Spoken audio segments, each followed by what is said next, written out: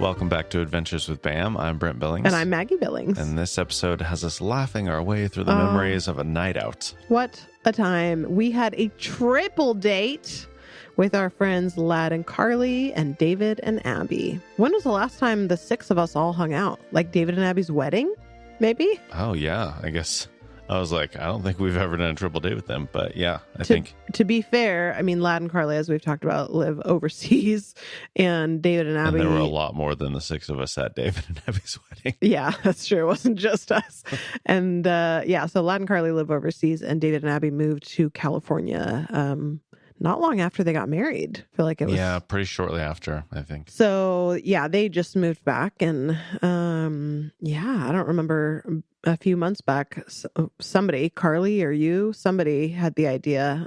There was a comedian that we all follow on Instagram and enjoy. And I think Carly noticed that he was going to be in Spokane and was like, hey, I have an idea.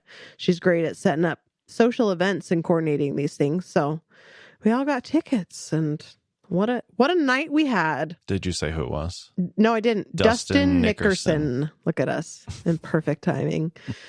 He's real funny. If you are listening and you haven't heard his stuff, look him up. He, right after the show, like a few days after, was on The Tonight Show, right? Yeah, just a few days later. Which I haven't watched that. I haven't seen it, but I'm sure he did great. Well, he performed the thing that he said he was going to perform Oh, yes. on The Tonight Show. So you saw the jokes. Yep.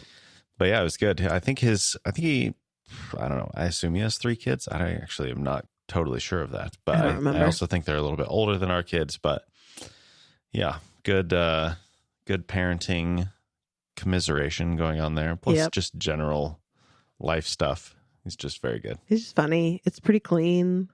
It's a good time.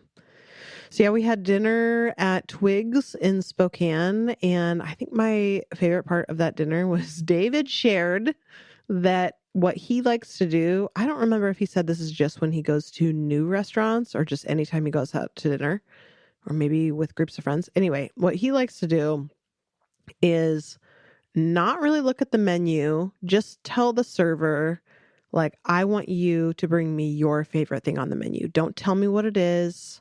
Like, and he'll say, I don't have any food allergies. There's nothing you need to worry about. There's nothing that I don't really like.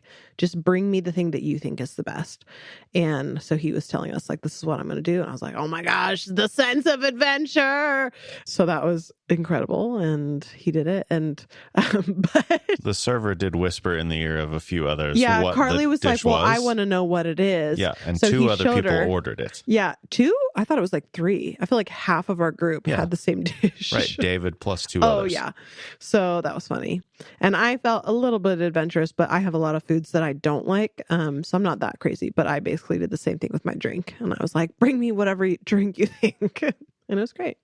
So that was dinner. And the boys got to have a sleepover in my mom's house, which they always enjoy. Great time. I think one of my favorite parts about the show is the show is incredible. We laughed so hard. But in line, getting ready to go in, Carly sees somebody that she knows and they say hi and we're chatting and they're in line behind us. So we're like, oh, hey, we're Brent and Maggie. We're Carly's friends. We live in Moscow. Nice to meet you. La, la, la. Well, they end up getting seated right next to us. And so we're chatting and stuff before the show starts. And they ask Brent, so what do you do? And he's like, oh, I'm in podcasting. And I'm like, what's your podcast about? Brent goes on to describe the Baymob podcast, which they knew her from Moscow. Yeah, they knew her from Moscow. We tell them, or Brent tells them, oh, it's, I don't remember specifically what you said, how you described they the knew Baymob my name podcast. was Brent. Yes, we've discussed this. Cultural and historical context of the Bible, like basically all the clues. Yes. So, and then they said, oh, that's cool. Have you ever heard of Marty Solomon? For context, Marty Solomon is who Brent does the Baymob podcast. There's nobody who's listening to this who doesn't know that. Well, cool. Maybe someday there will be. You didn't know Baymob was going to blow up like it did. Maybe this will too. So they're like, have you heard of Marty Solomon? And Brent's like, yeah, I have. And they're like, what do you think of his stuff? Brent goes, well, I want to know what you think. So they go on to some of the stuff's really good, but some of it, I don't know. It's kind of out there. Brent goes, well, what's out there? Like, tell me some of the stuff. So she goes on to describe one of the podcast episodes that I think goes into the midrash about Noah. Yeah. Yeah. And she's like, I don't know about that. Isn't that, I don't know where that came from.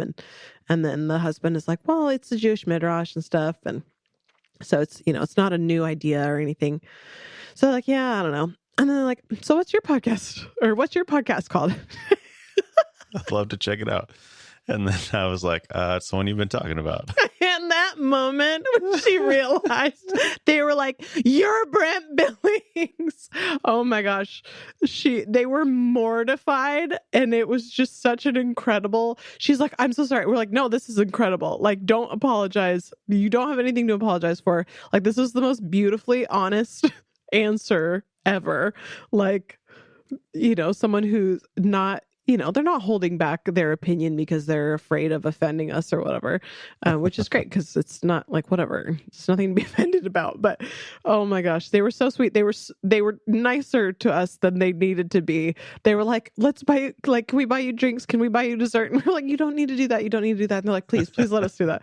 They were so sweet. But we had a great time chatting with them. I felt like we made new friends, and she and I have similar sort of lines of work that we discussed, and it was a great little connection made, and then we got to laugh all night at the comedian. So my heart was full. Shout out to Joe and Kate and their small group who listens to Bama together, and most of them like Bama except Joe most and Kate. Of them like.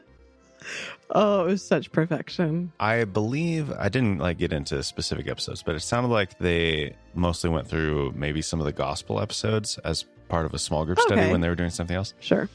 Which, sure, it's great. It was a great night, and if I could bottle up the joy from that evening, I would drink it every day. But what are you going to do? Bottle it up, baby. Bottle it up.